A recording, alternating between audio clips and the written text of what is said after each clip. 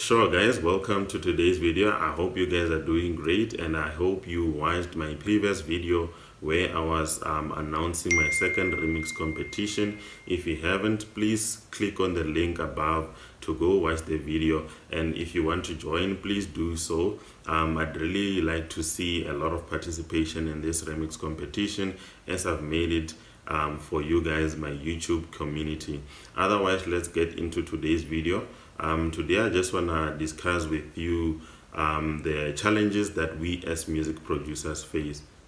So I'll be discussing 5 challenges that we as music producers face, and also I'll be giving out advices on how we can tackle or overcome them.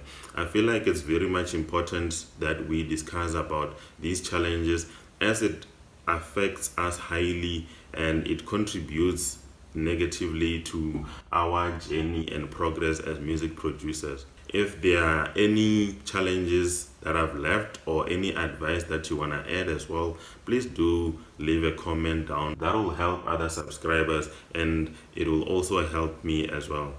So let's get into the first one. The first one is creativity block, which is a phase or stage in your music career where you fail to be creative. You just fail to come up with something.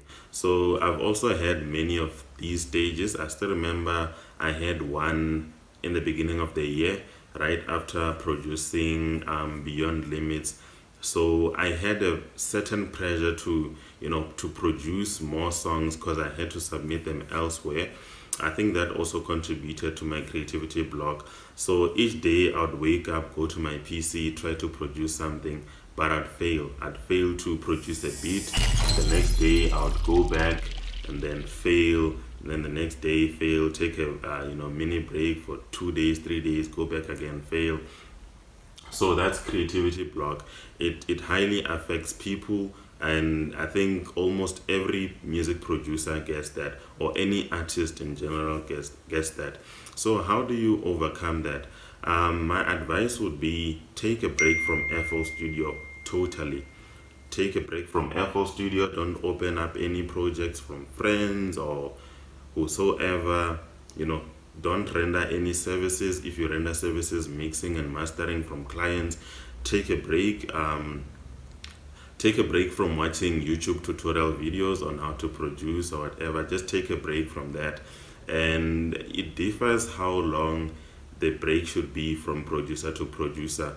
So I wouldn't really say your break should be so long, but I would take a break of about a week or a few days, just to relax my brain from thinking about production, because I feel like we as music producers, we get to a point where our brains aren't functioning well. All we think of is drums, snares, mixing, basses, and all of these musical terms. So I feel like to tackle that creativity block, you just need to rest your brain, to relax your thoughts, and then go back to normal, then go back to producing. So the second challenge I want to talk about is pressure to be consistent. So you produce, let's say for example, you just produced this fire hit of yours. It's the best song you've produced so far, and you've released it. You've gotten a lot of feedback that no, this song is actually fire. And then you start getting this pressure that you want to produce more hit songs going further, because obviously if you produce a certain quality, all of your songs going further should be at that level or surpass that level by quality, in terms of quality. So we as music producers, we get this pressure that actually you want to produce a lot of songs and you want to produce sooner, you want to release music quicker, and you want to produce something more interesting than what you just produced now. So that is pressure to be consistent. I would say my advice to overcome that, we should change our mentality, in a sense of think that quality is more important than quantity. So if it used to take you a month to release an EP, and you're feeling the pressure to do the same now, and you are failing because there's too much pressure to be consistent with quality, it's fine.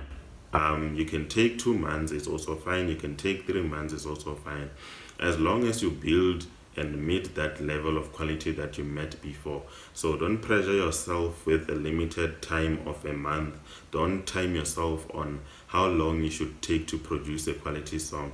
If it is taking you 2 months, that month, it's also fine. If it is taking you 3 months or more, it's also fine, because you can have as many songs and people will listen to those songs, and if they dislike any of them, they'll eventually stop listening to your songs. So the third challenge I want to talk about is music piracy. I think this should have been actually the first challenge I addressed, but it's fine. Order doesn't matter. Music piracy is music theft. People stealing our music. Imagine you producing a certain song, you release it with independently or a record label. It gets on Apple, Google Music, YouTube Music, Deezer, Spotify, on all of those digital stores. Next thing, it gets pirated and you find it on these websites and blogs for free download. So you as a music producer and the distributor will not get any royalties for those free downloads. So obviously you're not making money. So piracy is a big challenge that we face, because it rips off the money that we rightfully deserve. The credit that we deserve does not go to us. So it is very much demotivating, because we make little to no money out of streams and downloads because of this concept of piracy. So the advice I would give to you guys on how to overcome this is, firstly, I would say piracy is actually a big issue. I've been brainstorming on how much I can try overcome this piracy issue, and I've been failing countlessly because I can't avoid it. I've tried not releasing my songs and making them available for direct purchase only, so people should only come to me directly to buy a song, and it does not work. Like, your music will only stay secret for, exclusive for a certain period of time, and then it will leak eventually. So I wouldn't say there's a way to avoid piracy, but the best way to put yourself at an advantage to not get affected mentally by piracy is think of other ways to generate money rather than only music streams. Because if music streams is your only source of income, then piracy will always get in your way of making money, and you'll end up getting demotivated to produce. So my advice would just be, think of other ways you can make money. I've also posted a video regarding how you can make money as a music producer in 2020. So please click on the card that pops up on the display to go watch that video. So the fourth challenge I want to talk about is lack of parental support. This is actually a huge challenge that most people who are artists, or let me say most people who follow their passions that are outside of social norms face. So social norms can be parents wanting their children to follow a certain thing that is deemed by society to be successful.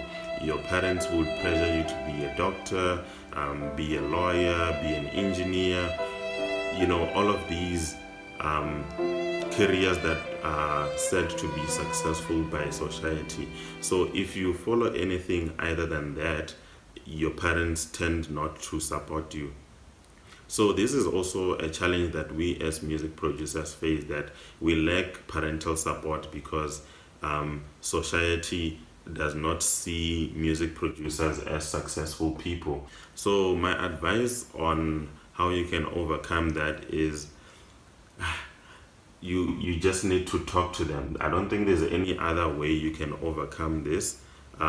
You will have to sit down with your parents and talk to them. I've tried to research, how to overcome this challenge, and I will just share with you guys the things that I found. So talking to them is the only, solution that I found, and it's all about how you address them. So sit down with them. The first thing you should do is understand their concerns. Then make them understand your visions and your ambitions. Try to give them a solid plan on how you want to make things work for you, because sometimes parents don't understand, because you are the only one who has this vision. God showed you this vision, and God did not show this vision to any other person.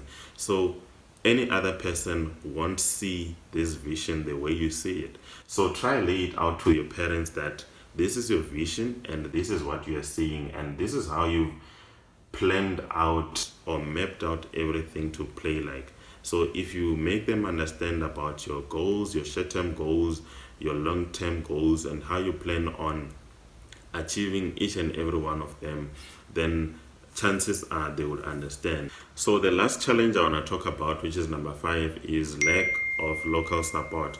I wouldn't say people don't show support to us because they hate on us. We should choose not to be negative like that. So I would say people simply don't show support sometimes because they don't have an interest to that which we expect them to support. And then secondly, people don't support you because they don't know about you. So firstly, you'll have to build up on your brand in order for people to find out about your music and then decide whether they like it or not. If they like it, they will support you. So most of the times we lack support from our local communities because people don't know about us yet. On top of them not having a preference for the music we do, they don't know us. So this is where building your brand comes in. And I've also made a video on how you can build your brand to raise awareness so that people can find out about you. Then they can decide if they like what you do or not. So let us not take it in a negative way when we do not have local support. This is simply because they go for a different genre or different type of work than we offer. So just focus on yourself as a brand, expose yourself, and then you'll eventually attract the right market that is meant for you. It can be local or international. And then in some instances, you'll find that you have actually attracted a large global audience than a local one.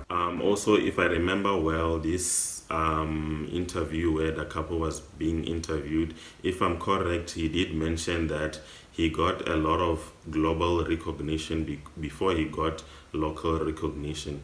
This is not to say we as South Africans failed to support. This is simply to say that most South Africans, it happened that most South Africans didn't actually prefer the genre or work that he was producing at that time. And then eventually he attracted audience from South Africa.